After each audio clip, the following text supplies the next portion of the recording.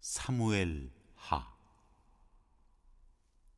사무엘상하, 이 두 권의 이야기는 네 인물이 뼈대를 이룹니다. 바로 한나와 사무엘, 사울, 그리고 다윗입니다. 무엇보다 먼저 기억해야 할 것은 이 이야기는 갤러리에 전시된 조각상처럼 일정한 거리를 두고 감상하며 찬탄하게 되는 모범적인 이야기가 아니라는 점입니다. 그런 이야기는 도저히 그처럼 영광스럽거나 비극적인 삶을 우리가 살 수 없다는 생각을 다져줄 뿐입니다. 그런데 여기 이 이야기는 다릅니다. 이는 우리를 있는 그대로의 삶 속으로 들어가게 하는 이야기입니다. 이 이야기를 기도하며 읽어 내려가다 보면 서서히, 그러나 분명히 얻게 되는 바가 있습니다. 바로 인생의 참 의미는 무엇보다 하나님과의 관계 속에 있다는 깨달음입니다. 이 네 사람의 이야기들은 삶의 당위가 아니라 삶의 실제를 보여줍니다. 하나님께서 어떻게 우리의 일상과 있는 그대로의 현실을 재료로 삼아서 우리 안에서 또 세상 안에서 당신의 구원의 일을 해 나가시는지를 보여줍니다. 한나, 사무엘, 사울, 다윗의 삶에 비추어 자신의 삶을 읽는 법을 배울 때 우리 모습을 긍정하고 자유를 누리는 반가운 결과가 따라옵니다. 하나님과 동행하는 사람으로 인정받고 받아들여지기 위해 미리 짜여있는 도덕적, 정신적, 종교적 틀에 억지로 자신을 끼워 맞출 필요가 없다는 사실을 알게 됩니다. 우리는 있는 모습 그대로 받아들여지며 그분의 이야기 안에서 각자의 자리를 부여받습니다. 이는 결국 그분의 이야기이기 때문입니다. 우리의 인생 이야기를 이끌어가는 이는 우리 자신이 아니라 바로 하나님이시기 때문입니다. 성경은 우리에게 어떤 도덕 규범을 제시하며 여기에 맞게 살라거나 어떤 교리 체계를 제시하며 여기에 맞추어 사고하라, 그러면 구원을 받을 것이다 라고 말하지 않습니다. 성경은 그저 우리에게 한 이야기를 들려주며 이렇게 초대할 뿐입니다. 이 안으로 들어오라. 이 이야기 속으로 들어와 살아라. 이것이 인간의 삶이다. 한 인간으로 성숙해 간다는 것은 바로 이런 것이다. 성경의 계시를 무엇인가를 얻어낼 목적으로 혹은 단조로운 삶을 다채롭게 할 목적으로 이용하는 것은 일종의 폭력입니다. 그런 태도는 일종의 장식용 영성을 낳습니다. 하나님을 장식물이나 보강제로 취급하는 것입니다. 사무엘서의 이야기는 이를 허용하지 않습니다. 이 이야기를 읽고 읽는 바에 따라 살아가다 보면 우리 이야기 속에 하나님이 계신 것이 아니라 하나님의 이야기 속에 우리의 이야기가 들어있음을 깨닫게 됩니다. 우리의 이야기들은 한데 아우르는 거대한 맥락과 플롯으로서의 하나님을 발견하게 될 것입니다.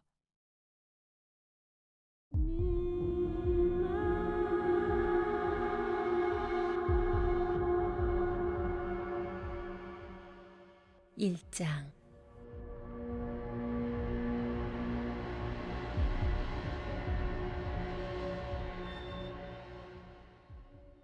사울이 죽고 나서 얼마 후에 다윗은 아멜렉 사람을 정벌하고 시글락으로 돌아왔다.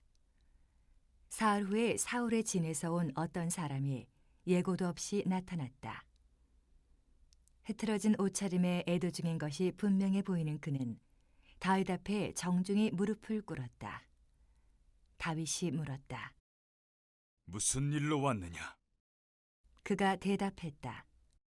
저는 이스라엘 진에서 도망쳐 나오는 길입니다. 다윗이 말했다. 그래, 무슨 일이 있었느냐? 어떤 소식을 가지고 왔느냐? 그가 말했다. 이스라엘 사람들이 죽은 수많은 동료들을 뒤로 한 채 전쟁터에서 달아났습니다. 사울 왕과 그의 아들 요나단도 전사했습니다. 다윗이 그 젊은 군사에게 자세히 물었다. 사울 왕과 요나단이 전사한 것이 확실하냐? 네가 어떻게 아느냐? 제가 길보아 산을 지나다가 우연히 사울 왕과 마주쳤습니다. 그는 중상을 입은 채 자기 창에 기대어 있었는데 적의 전차와 기병들이 바짝 추격해오고 있었습니다. 그가 뒤돌아보다가 제가 있는 것을 알고는 저를 불렀습니다. 예, 말씀하십시오 하고 말하자 그가 저에게 누구인지 묻기에 아말렉 사람이라고 했습니다. 그는 이리 와서 이 고통에서 나를 건져다오. 내 목숨이 아직 붙어 있지만 이미 죽은 것이나 다름없다 하고 말했습니다. 그래서 저는 그의 부탁대로 했습니다. 그가 오래 살지 못할 것을 알았습니다. 왕의 머리띠와 팔찌를 벗겨서 주인님께 가져왔습니다. 여기 있습니다. 다윗은 몹시 슬퍼하며 자기 옷을 잡아 찢었다. 그와 함께 있던 사람들도 모두 그와 같이 했다. 그들은 그날 남은 시간 동안 울고 금식하면서 사울과 그의 아들 요나단이 죽은 것과 하나님의 군대와 이스라엘 민족이 패전의 희생자가 된 것을 슬퍼했다. 그런 다음 다윗은 소식을 가져온 젊은 군사에게 말했다. 도대체 너는 누구냐? 저는 이민 집안 출신으로 아말렉 사람입니다. 다윗이 말했다. 네가 감히 하나님의 기름 부음 받은 왕을 죽였단 말이냐? 다윗은 곧바로 자기 군사 가운데 한 사람에게 명령했다. 그를 쳐 죽여라! 그러자 군사가 그를 쳐 죽였다. 다윗이 그에게 말했다. 너는 죽음을 자청했다. 하나님의 기름 부음 받은 왕을 죽였다는 네 말이 곧 사형 선고가 되었다. 다윗이 에가를 불러 사울과 그의 아들 요나단을 애도하고 유다의 모든 사람에게도 그 노래를 외워 부르게 했다. 이 노래는 야살의 책에도 기록되어 있다. 이스라엘의 영양들이 산에서 죽임당하고 강한 용사들이 쓰러지고 쓰러졌다. 이 일을 가드성에 알리지 말고 아스글론 거리에도 퍼뜨리지 마라. 천박한 블레셋 여자들에게 술자리의 이야깃거리를 또 하나 던져주지 마라. 길보아의 산들아, 너희 위로 다시는 이슬과 비가 내리지 않고 샘과 우물에도 물 한 방울 남지 않을 것이다.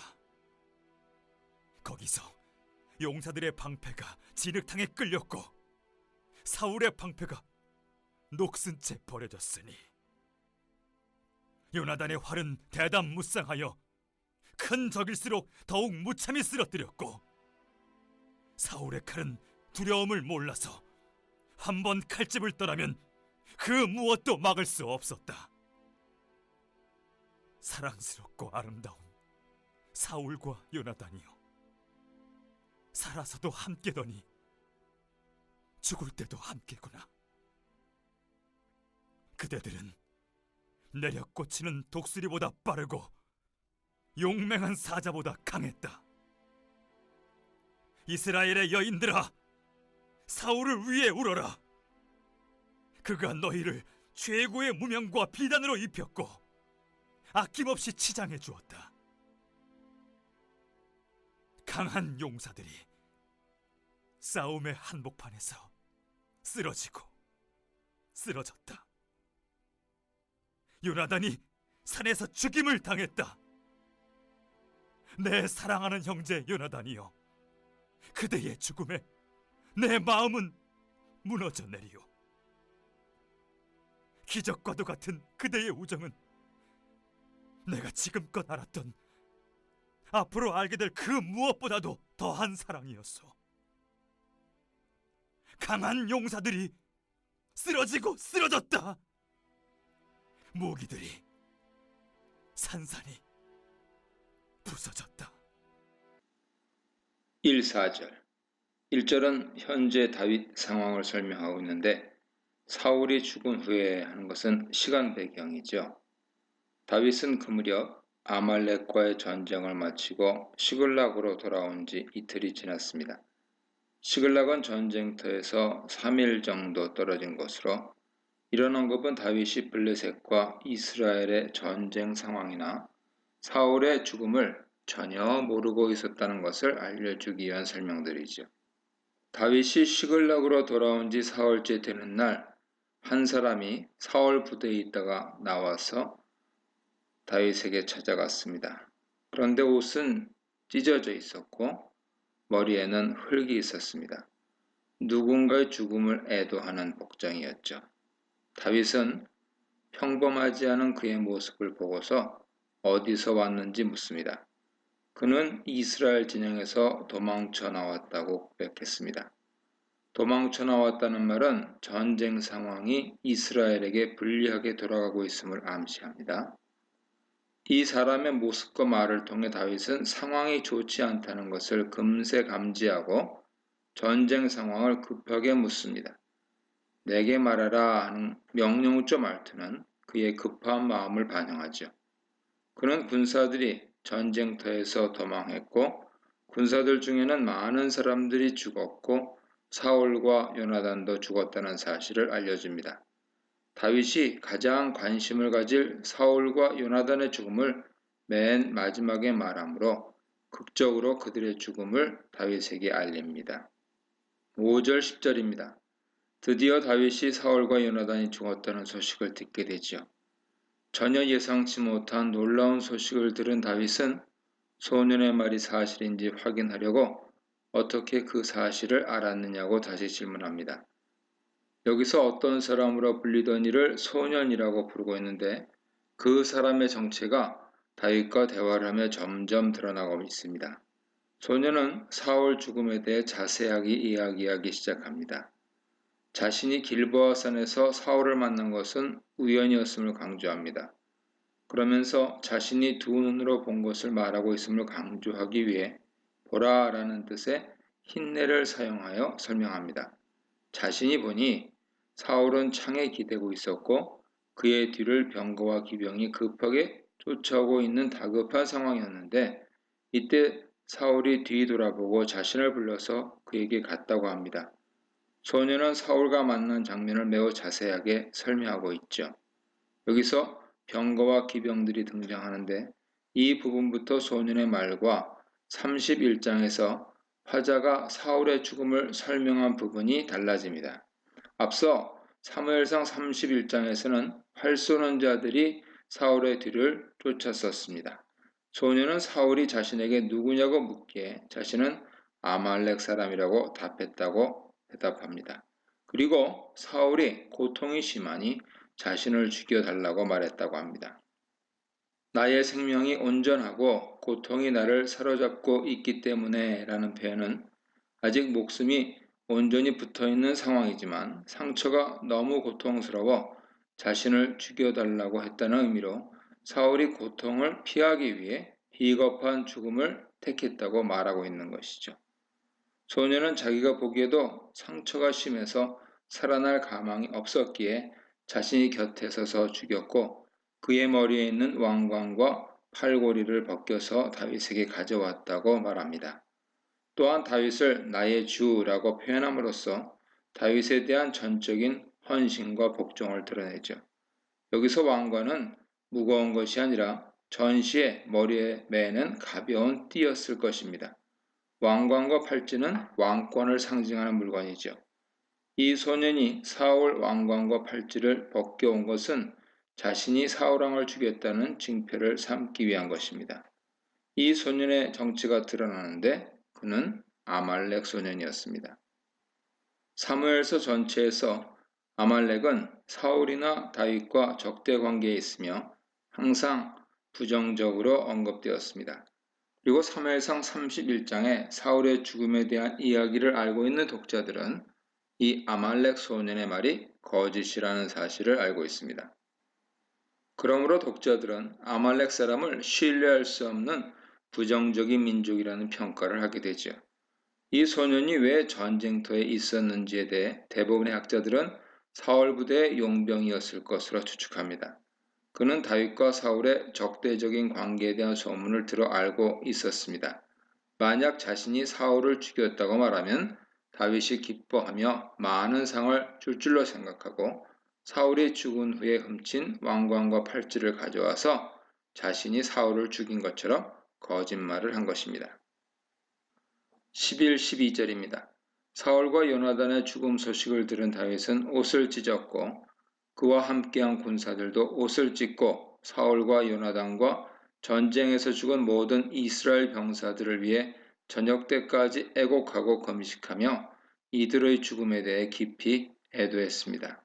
다윗은 사울과 요나단을 위해서뿐만 아니라 이스라엘의 병사들과 이스라엘을 위해서도 애도함으로써 이스라엘의 지도자다운 모습을 보여줍니다. 그리고 이런 다윗의 반응은 아말렉 소년이 생각한 것과는 완전히 달랐습니다. 아말렉 소년은 자신이 전한 사울의 죽음 소식을 듣고 다윗이 크게 기뻐하며 축하잔치를 벌일 것으로 생각했을 것입니다. 이런 소년의 추측은 대개 자기 정적이 죽었을 때 일반적으로 사람들이 보이는 반응이기 때문에 즉이 정상적이죠. 오히려 다윗과 그의 군사들의 반응이 비상식적이죠. 13, 16절입니다. 다윗은 한편으로는 애도하면서 다른 한편으로는 사건을 전달한 소년을 처단합니다. 다윗은 소년에게 어디 출신이냐고 묻습니다. 이것은 법정 판단을 위해 신분을 확인하는 절차로 8절에서 이미 자신이 아말렉 사람이라고 말했는데 다시 한번 소년 출신을 확인한 것입니다. 이에 대해 소년은 자신이 이방인의 자손인 아말렉 사람이라고 다윗에게 대답하죠. 즉 이 소년은 이스라엘에 거주하던 아말렉 사람 중 하나였던 것입니다. 이방인은 이스라엘에 거주하는 외국인으로서 이스라엘 백성으로서의 법적 신분은 가지지 못했지만 약자로서 보호의 대상이 되는 사람들입니다. 하지만 이들이 이스라엘에서 사는 동안은 이스라엘법의 테두리 안에 놓이게 되며 이스라엘법을 지켜야 할 의무가 있습니다. 예를 들면 안식일법 같은 경우 이방인들도 준수해야 했습니다.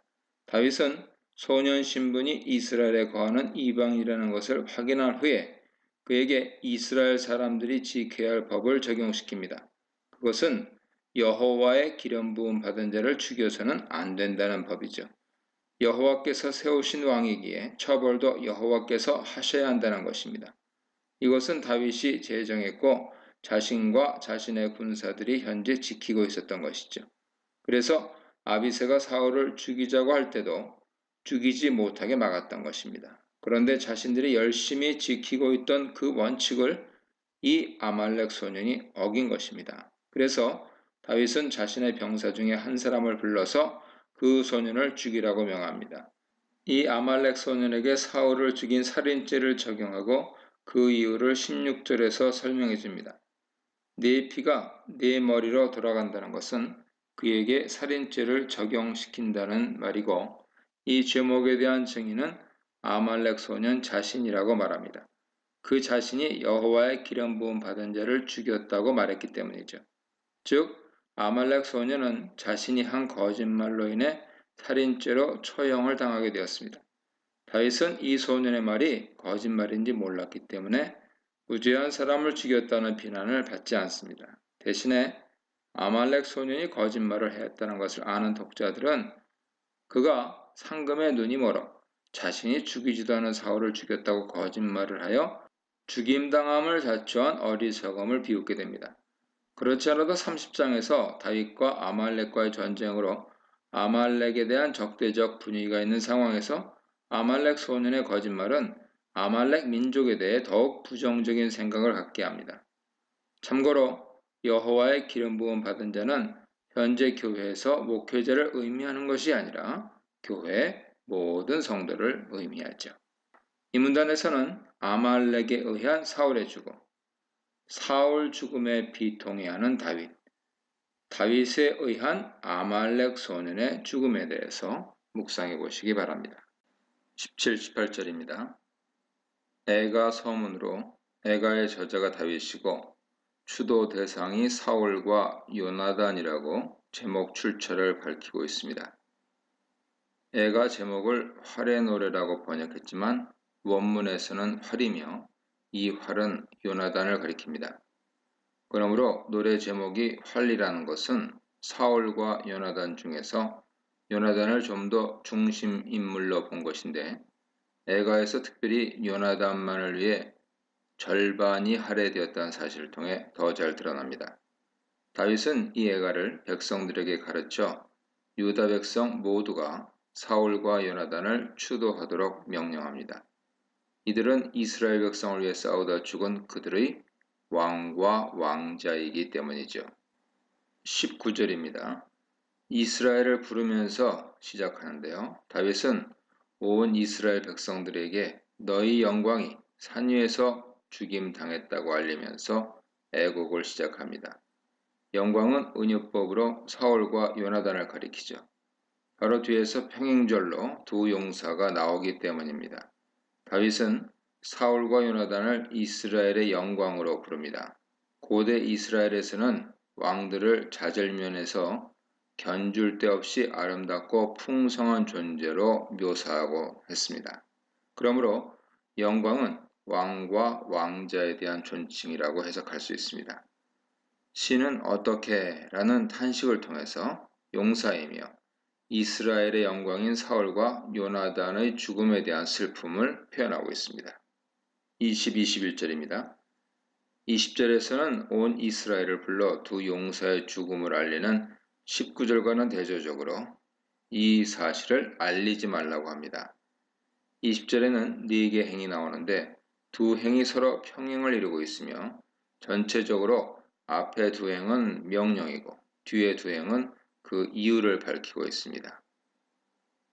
원문대로 번역하면 알리지 말라 가드에서, 전하지 말라 아스글론 거리에서, 블레셋 딸들이 즐거워하지 못하도록, 무할레자의 딸들이 게가를 부르지 못하도록 이라고 할 수 있습니다. 이를 보면 히브리시의 아름다운 평행법을 잘 보여주고 있죠. 알리지 말라, 전하지 말라, 못하도록 하면서요. 가드와 아스글론은 블레셋의 대표적인 성읍으로 블레셋을 상징합니다. 사울과 요나단이 블레셋과의 전투 중에 죽었기에 이들의 죽음이 이스라엘에게는 슬픔이지만 블레셋에게는 적의 왕이 죽은 축하할 일이 됩니다. 이렇게 입장에 따른 슬픔과 기쁨의 대조를 통해서 두 용사의 죽음에 대한 이스라엘과 다윗의 애통을 더욱 강하게 표현하고 있습니다. 여기서 여자들의 노래는 사무엘상 18장 7절에서 이스라엘 여자들이 블레셋과의 승리를 축하하며 부르는 노래와 대조를 이루죠. 21절은 사울과 요나단이 죽은 장소인 길보아 산에 대한 저주로 생명과 축복의 상징인 비, 이슬이 그치고 곡식과 열매가 자랄 수 없는 황무지처럼 되라고 하는데 그곳에서 사울과 요나단이 죽었기 때문입니다. 여기서는 두 사람의 죽음을 방패가 버려진 것으로 묘사했는데 방패가 주인을 지키지 못하였기에 이제 더는 기름으로 닦이고 손질되지 못하고 버려지고 방치되었다는 것이죠. 여기서 드러나는 사상은 레위기 35장 33절, 시편 106편 38절 등에서처럼 무죄한 자의 피가 땅을 더럽히고 땅이 저주를 한다는 사상입니다. 즉 길보아산에서 하나님의 백성이며 영웅인 2명이 피를 흘렸기 때문에 이 땅은 저주를 받아 마땅하다는 것이죠.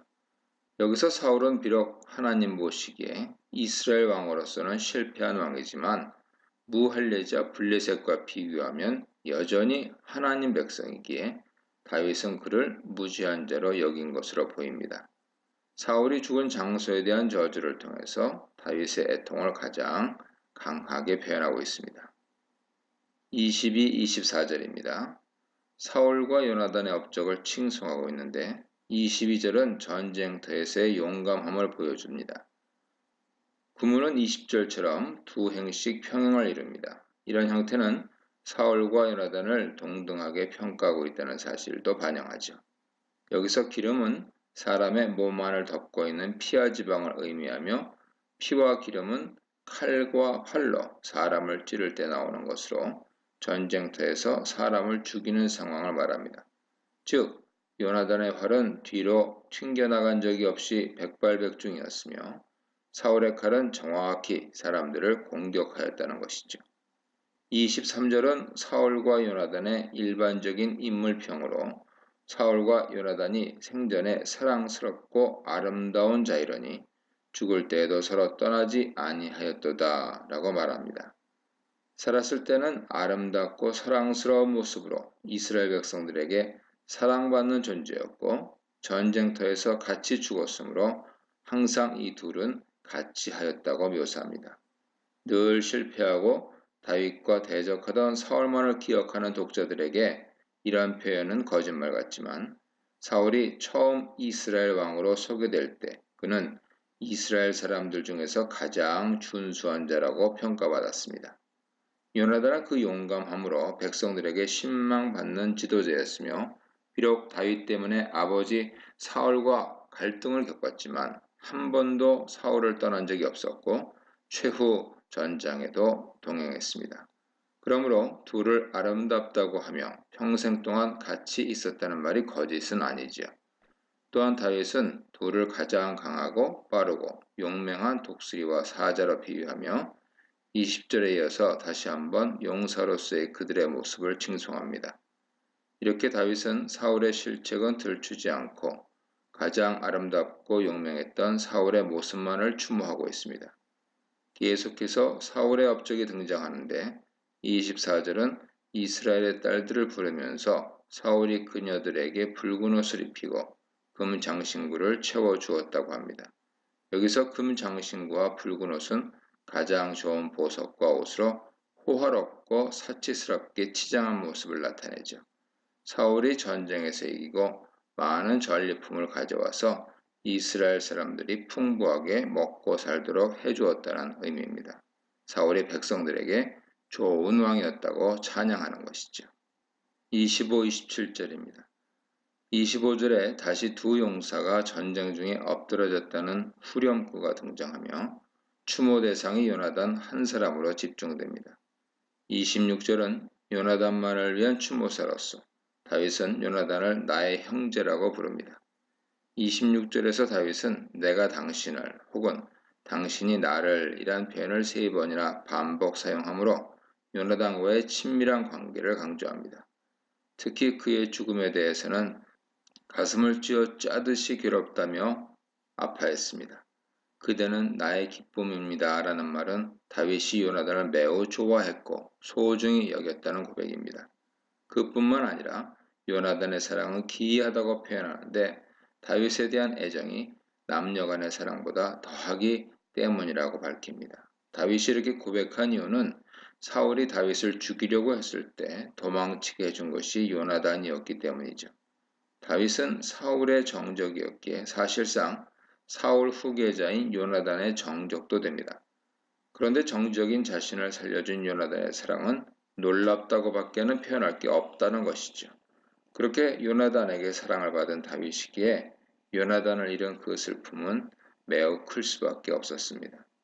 27절은 결화 부분으로서 다시 오호라 두 용사가 엎드러졌다고 애곡하면서 추도사를 마치고 있습니다.